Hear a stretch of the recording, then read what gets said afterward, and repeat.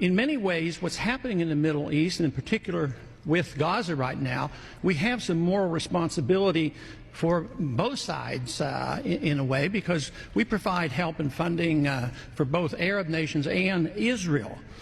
And so we definitely have a moral responsibility, and especially now today, the weapons being used to kill so many Palestinians are American weapons, and American funds essentially are being used for this.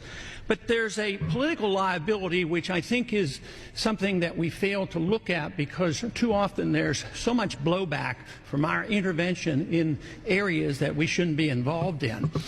You know, Hamas, if you look at the history, you'll find out that Hamas was encouraged and really started by Israel, because they wanted Hamas to counteract Yasser Arafat. And you say, well, yeah, that was better then and it served its purpose, but we didn't want Hamas to do this.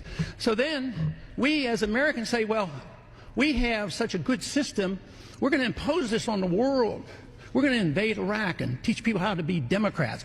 We want free elections. So we encourage the Palestinians to have a free election. They do, and they elect Hamas.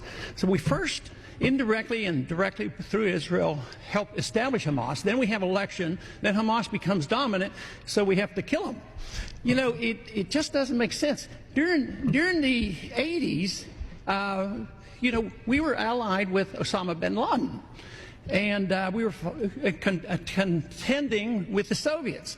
It was at that time our CIA thought it was good if we radicalized the Muslim world.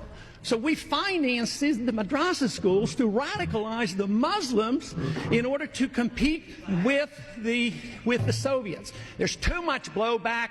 There's a lot of reasons why we should oppose this resolution. It is not in the interest of the United States. It's not in the interest of Israel either.